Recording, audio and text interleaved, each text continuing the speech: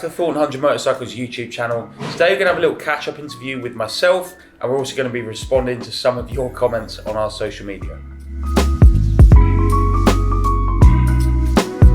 Right, what'd you have for breakfast, Jody? I actually haven't eaten breakfast yet. I've had espresso coffee. Placement, yeah. That was sort of half finished. Hey, how you feeling today? Feeling the pressure today. Actually, we're going to our first show of the year tomorrow, so we're loading up 4 bikes, all the table, all the kit, and we're heading down to Royal Hospital in Chelsea, and we're going to go and hopefully sell some bikes and meet some very interesting people. Excited for Salon? You've been talking about it a lot. What's the best thing about Salon? Salon Privé is an excellent show. For me, it's one of my favourites. You really get to meet a certain type of clientele who just lead very interesting lives that are very different to a lot of the people that you meet at kind of normal shows. And a lot of the time at Salon Privé as well, they turn out to be clients as well. So it's one of my favourite shows. We sell, which is great because we get to continue operating as a business. And like I say, we get to meet some really interesting people. Cool. What's something you're really excited for this year, Jody? So I've been working on a top secret project for probably around the last 9 months. Usually with our big projects, we launch them and we film the whole thing from start to finish and people see the development of that project. But we're doing this one behind curtains, and we're going to be launching that in the summer, and I'm so excited for it, and I can't wait to show everyone. That's all I can say. Pretty much. You obviously spend a lot of time building bikes. It's obviously a hobby before you started Thornton 100. It's turned into like hobby, passion, turned into a full-time job. It's obviously quite a lot of strain, and now your hobby is your job. So how do you switch off? How does Jody Millhouse, after a day of work at 100, switch off? Jody Millhouse switches off at the end of the day. I actually don't. You never switch off, not as a small business owner. You're constantly turned on. No, you never switch off as a small business owner. There's always pressure, there's always stresses and worries. And I never actually used to ride that much actually. At the start of Thornton 100, I sold all of my bikes to just focus on building the company. I've only started riding more recently, and actually I've very much been enjoying riding motorbikes on the weekends actually, going to the local spots, going to meet people and hanging out really, and riding one of my creations, to a spot and seeing the reaction that my customers would get on their bikes as well is pretty cool, and meeting people that are fans of the channel, and that is good fun. I ride a lot of mountain bikes as well. I live near the woods, so it's nice to take bikes out and chill. But yeah, like I say, at the start of Thornton 100, I never actually used to ride that much. I did bikes until 3 o'clock in the morning, so I wanted to do anything other than bikes on the weekends. But no, it's nice, and yeah, go out, ride mountain bikes, ride motorbikes. But yeah, my whole life revolves around 2 wheels pretty much. I mean, you kind of answered this already, but obviously you've just come off of like 2 pretty massive years, man. It's been WFB2, then you've got SRR last year. I think you kind of answered this, but what's next, man? What's happening next? Yeah, WFB2, well, last 3 years has been insane. Off the back of COVID, WFB1, WFB2, Speed Triple 1200 RR, those are all very performance-oriented bikes.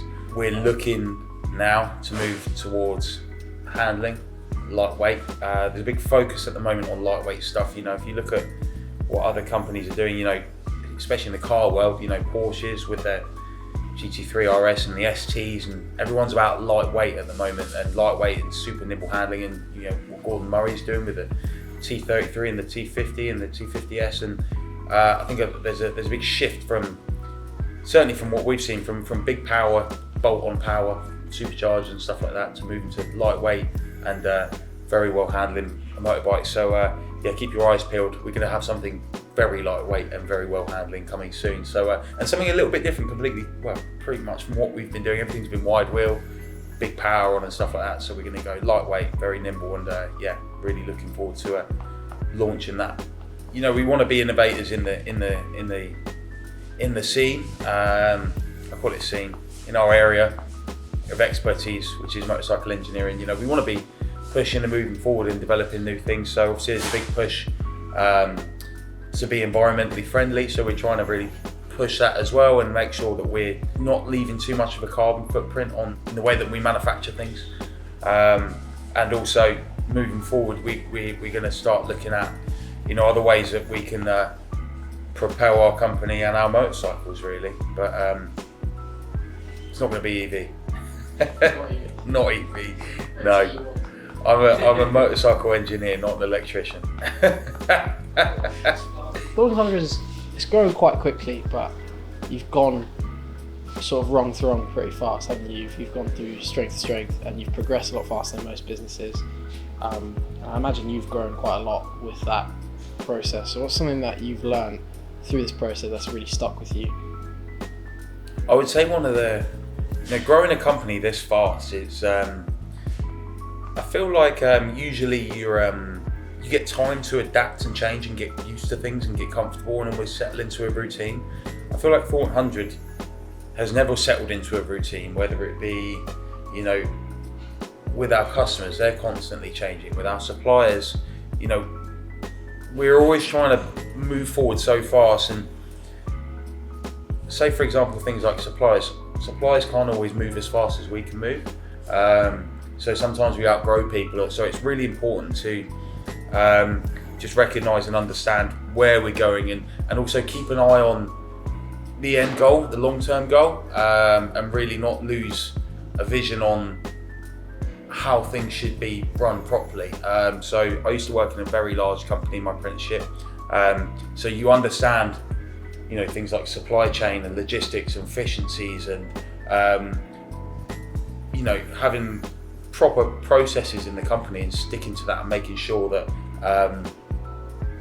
that we're always moving forward and keeping that in mind. You know, it's easy to kind of, you know, let things slide and just to make your life easier, but I feel like I'm always making our lives difficult by trying to move the company forward. You know, I watched something the other day actually, which was one of my good friends and one of our very, very early customers, Ben Francis, who owns a company called Gymshark. He was saying, you know, from 0 to £10 million turnover, you got to be almost run the company like a dictator. You got to know exactly what you want. You got to be pretty cutthroat. I think you know, probably my employees and potentially suppliers would agree that we do run the company like that, and we have to make sure we continue to grow and make sure we're here in 10 years or 20 years. You know, I mean, we're nearly 7.5 years into the journey now, so we want to make sure that we continue to grow and to produce excellent quality components really, and keep delivering for our customers and for the motorcycle market. Yeah, 7 years is a long time, isn't it? It's 7 years is such a long time. I feel like I haven't even, I guess what probably would have been an interesting time is, you know, to be self-employed for longer than I was actually employed, and I'm 28, so yeah, it's I don't know, I feel old. I'm definitely going grey, but no, we're still having a great time though. You know, I mean, coming in and playing with motorcycles every day is, you know, it never feels like work. But you know, a lot of the time it's not playing with motorcycles. A lot of the time it's stress and worrying about money and worrying about supply of components and worrying about growing the company and continuing product development. And you know, it's it takes back to that thing about how it can be stressful to run a company. But if we keep delivering a good product and we keep providing an excellent service, I mean, how could we fail? Yeah, sure. That's very nice. That leads me into my last question for me at least, really nicely. Where do you see Thornton Hundred in the next 5 to 10 years? Oh, this kind of ties me back into into a question that you asked earlier. I mean, the Thornton Hundred in 5 to 10 years. God, a lot of this is top secret. A lot of this stays in my head. If I was going to let you into the secret, I would imagine that Thornton Hundred in the next 5 years will not just be catering for one brand, it will be catering for many brands, expanding its range of component offerings for a much larger range of bikes. I think that historically we've just made whatever we think is cool. I think we're going to have to start making things that enhance performance in terms of aesthetics and lightweight, and not necessarily in terms of engine performance. I feel like we might be restricted in terms of sound emissions. I think we might be restricted in terms of exhaust gas emissions. So I think that Thornton Hundred is going to have to adapt and change as we grow, which I think is great. And it gives us a new challenge to try and fit within those confines to ensure that we can continue to operate in 10 or 20 years. Yeah, there may be another company on the horizon that sits next to Thornton Hundred that operates in a slightly different way. We'll see. But I've got it all up here. I've got it all up here.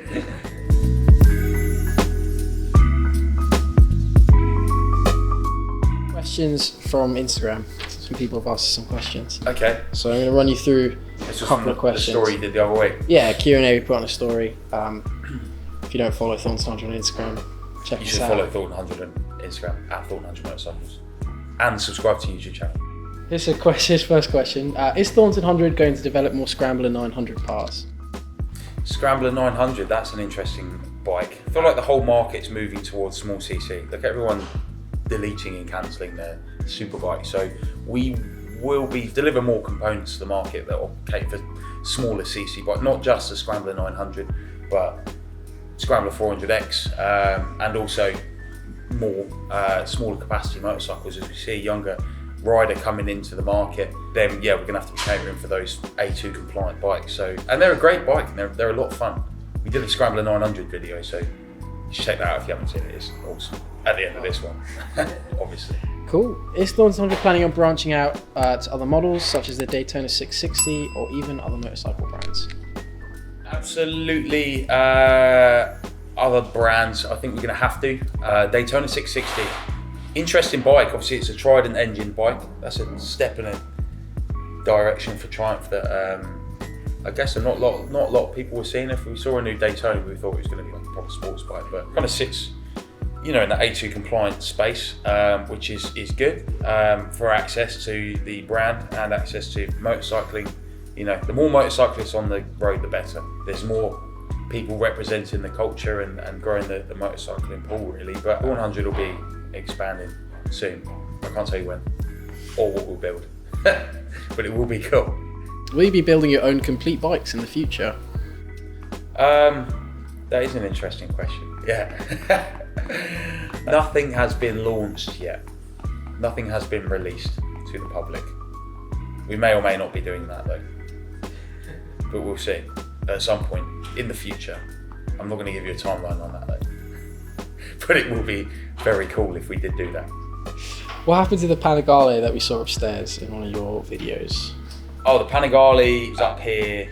That Panigale was here. Actually, it kind of links to your last question. So the Panigale was in. It's always good. So you'll find that manufacturers pull in bikes for benchmarking.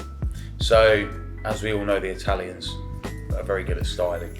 And actually the latest Ducatis are very good, very well engineered bits of kit. So it's always good to have something else that's in the workshop that isn't a Triumph to take styling cues or benchmark against, or learn about how other companies do things that isn't just Triumph, because all of the Triumphs are engineered the same. They all look very similar underneath. So it's nice to have something else in just to see how other people do it and to see if we can take inspiration from those to move our own brand forward.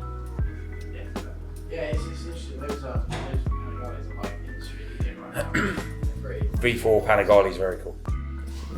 Any future plans to come back to the US?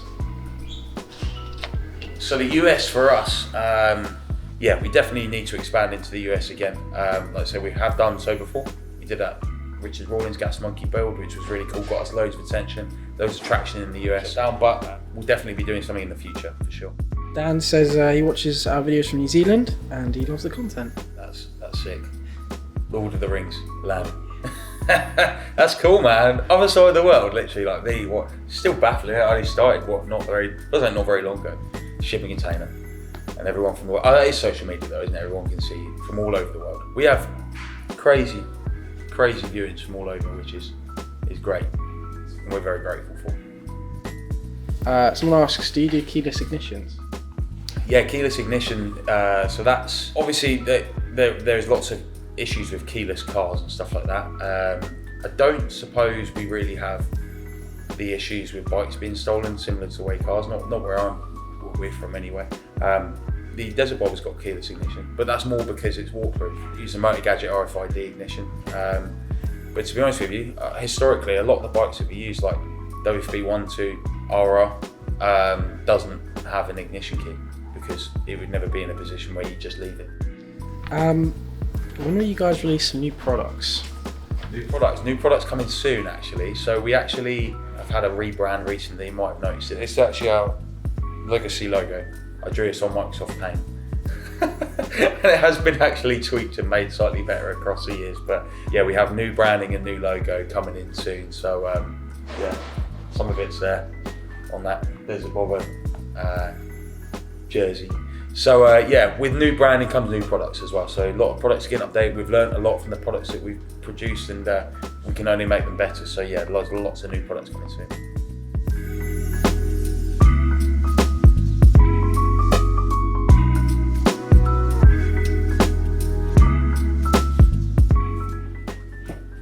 Hey Red, we'll wake up. Do you want to introduce Red to this? Can you see Red? Yeah. Red's been with me since a few months into Thornton Hundred. I was spending so much time on my own in a shipping container, and I thought, especially we were there quite late, so I thought I'd rescue a guard dog, but I actually had to guard him. He's a big softie. Good boy. Oh, here we go. What? I won't read these. Right, the format of this is you read it out. Right. It's going to show up on screen so everyone can see who it's from and what video it's on. Okay. But the video's in the corner so you can see what video it's from and you can see this happening. Okay. We do see pretty much every comment, don't we? Yeah. So if you've got anything nice to say, or not, we will see it. We do see it. Right. Post XXL. I thought it was so cool I had to build it in GTA. That's sick. Is that like a hack or something? How do you even build something in GTA? I haven't played GTA since San Andreas. Like custom built Sanchez or something like that. Yeah, Sanchez. That's sick. I only got games console anymore. My games console's like real life, playing bikes. Yeah. We should. I'd love to see that build though. I'd love to see what his bike came out like in GTA. That would be pretty cool. Video riding the world's fastest bobber at festival speed at Newcastle 911 IFY. What do you guys use to clean the bikes up? You know, that's a very good question actually, because we've used so many things before. We use all sorts to clean the bikes. We've mostly used recently G-Technic line of stuff, but we also use our Dewalt pressure washer. So portable, very useful. I saw some of the comments from this and they were so unnecessarily aggressive. I don't even want to read it, I'm kind of nervous. So, at Calvin Carty 1057, man, you're really a genius. Nothing but lots and loads of love and respect for what you do. You just put your heart and soul into every single bike you build. Your builds just make me speechless. Hope to see you build more crazy rides in the coming days. That's very nice. Thank you very much. Very much. I actually like when people put nice comments on that. I do try and reply to them as well. Right, the full carbon bobber build. Eves 1979. These bikes are brilliant. Such clever design work from all the team. Not sure thinks of it all, but well done, guys. What does that mean? I'm not sure think of it all. Anyway, I think we need to take a shot every time Jody says as well. Yeah, I get this a lot. Don't know. It's difficult being on camera though, isn't it? I've been on camera for a few years and I still don't get it right every time. I always say something too many times, like so or as well or okay. I think that video in question you said as well about 1,000 times, man. Really? I think we just got you in. Probably because do you know why that? Do you know? I've got a theory as to why. Because that was a retrospective build video, and when you've built a bike and you move on and you continue building bikes, I think you forget about what you've done on it. So you're like, oh, I did that as well. Yeah. Oh, we did that as well. Oh yeah. Oh. Retrospect. Right, this one. Back from the 3,000 roll trip. How did this bobber hold up? And that was a good trip. Anything like that coming soon? Yeah, I do have some trips coming soon actually, but they're not on Triumphs. They're like more like personal trips for customers now. So at TYATX9258, I know it's all billet material, but the type seat is a substantial cost. It is a substantial cost. We'll come on to that. And I'm curious if it's been mentioned yet, so what justifies it besides R&D? Adding a passenger and some luggage styles to make it almost half the bike stock price. Well, we've done a whole video on that, developing that passenger seat. The problem with developing a passenger seat for a bike like that is there's one central trunk which goes from the main frame, has 2 support arms, and then it runs all the way up to the tip. The billet's literally like 600 mil long, and it's a special alloy that's super strong. So not only do we have to machine that out of one piece, and then the whole thing gets x-rayed, making sure that everything is good, and then backing it up with the material certs, and it has to be coated, and we have to wire it, and then we have to bond all the magnets into the seat base. We have to put the foam onto the top seat base as well, and then wrap it all in material to match the customer's thing. It's expensive, it's so expensive, and it is half the bike's price, but that's the best way. There's some other people we've seen with hand fabricated passenger seats, and when you're putting someone's life on the end of a piece of material, I think not only can you not put a price on it, but you want to make sure it's engineered correctly, so that's what we've done. So that is the way that it is. Right, moving forward, building the perfect bob for a 3,000 mile road trip, at YZ_ACM, how tall are you for reference? I am 183 centimetres, which I believe is pretty much 6 foot on the dot, even though you boys all tell me I'm 5'9". Because apparently I look short with videos, but yeah, I don't know, it's one of them. Yeah, 6 foot. So I would say that I'm pretty much a good size for a bobber. If you're slightly smaller, then great. But if you are a taller rider, then you can definitely ride one of our bikes with the extended seat mount, and we also do things to cater for larger riders, such as different bar positions, different foot positions, stuff like that as well. So we can make a bobber comfortable for pretty much anyone between 5.5 foot and 6 foot 4, something along those lines. Building the perfect bobber for a 3,000 mile road trip at Abbey Ode, 3 weeks ago. At first I thought you were Jack Grealish with a new haircut. Do you know what? I was in the pub literally last weekend. I walked into the bathroom and someone was like, holy shit, it's Jack Grealish. I was like, I don't know. Apparently I look like Jack Grealish when my hair's like, I used to have like longer hair, like pushed back. But yeah, anyway, great video, man, enjoyed it. I've never met Jack Grealish. Apparently we look the same.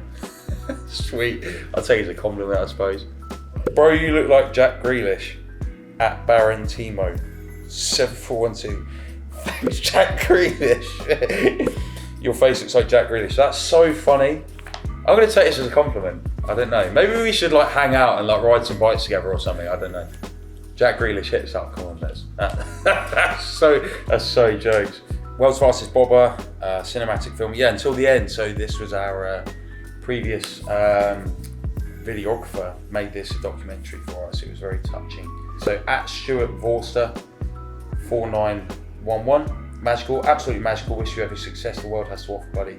Cape Town and read more. There was nothing else. Yeah. I just said Cape Town. Yeah, sweet. I love that. Yeah, fantastic. Thank you very much, Stuart. That's very, very cool. We were trying to inspire people with that, and kind of get them to understand what Thornton Hundred's about, where we've been, what I'm doing, who I am, and where we're going. So check that out if you haven't checked it out, because I actually didn't do that work. So building a supercharged CCRR drift bike video. At 86.motorist, it's just therapeutic watching you guys thinking up solutions and engineering it beautifully. I love it you don't divide your build videos into a million parts. Yeah, that's good. Try and keep it all in one. So yeah. Filming music and planning each video is just next level. Been following you since you first shared garage. You've taken TH motorcycles to a new level. Love to own one of your machines someday. Fantastic. Did I get 30 likes? Yeah, some comments get some mad likes, man. That's really cool, man. Yeah, that's great. Yeah, no, we try not to break things up. I find it frustrating when build videos just get broken up into a million bits, just to stretch out content or get views. So, that bike, it was a nightmare to build, and it literally cost us like 150 grand, and it's just horrendous. And that is always such a stretch to build these bikes, but it's great for content and great for marketing, and great to ride, and obviously good for you guys to view. So thank you very much. We try to keep them as long as possible without being too long. Yeah, that's it. Yeah, you can if they're split, they have to be split. Yeah, that's you know it. what I mean? Yeah, absolutely. So yeah, because sometimes I just waffle. Joe's bike, the T120, the body coach's bike. So this has got a lot of views, man. This was back in the day. That workshop, I actually love that workshop. It's probably one of my favourite times of Thornton Hundred, when it was just me. Well, it was just me for a while, and then it was a couple of other guys as well, and we were just building cool bikes and growing really fast. So it was great. So at Black or Orange, guys, I've just discovered. I've only just discovered you even exist. What great business you have built with spectacular bikes, excellent engineering, super beautiful stuff. So yeah, thank you very much, Black or Orange. That's a lovely comment. So yeah, it's nice to read these and kind of feel the love a bit.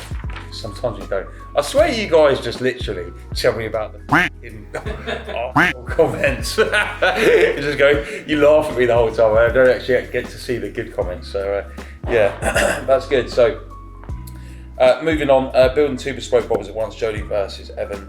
Love the new TH logo. So do I. I actually love it. J_lens. I love it as well. Simpler, it fits well. It kind of fits with a little bit more of a modern aesthetic. This was a little bit classic. So yeah, it's I'm happy with it. So cool. So same video at Vandy Games 3376. You are the most American Brits I've ever seen. I actually saw this one. Like, I don't know what that means. What does that mean? Like, do we drink Bud Light in the videos? I don't know. Like, I don't know. I don't know what that means. What kind of American as well? We could be like Texan, or Just like I suppose so. Yeah, there's not really a lot of British people. I don't know. We're not all James Bond, or I don't know, Mr. Bean probably. What events will TH be at this year? We'll be at Salon Privé, we'll be at Goodwood, we'll be at a lot of local bike meets, I'm sure we'll be at bike nights. Event calendar is still TBC, so hopefully we'll be at a lot more bike stuff and engage and interact with a lot of you guys. Yeah, so you can see some cool builds. Right, moving on. Insane rolling street burnout, lame. I like the more creative ones. Same videos saying about lame and ugly. Who, me or the bike? Apparently I look like Jack Grealish, so I'm just gonna gloss over that one. I don't know, I feel I've never felt the need to go on someone's like profile and just be so hurt by a video. Like, just move on and enjoy. But hey ho. Thanks for watching though, it helps. It definitely pays the bills, so brilliant. And that's pretty much that. Okay, cool. It's one where the guy was like, I literally can't even watch this dude because of his f***ing lisp.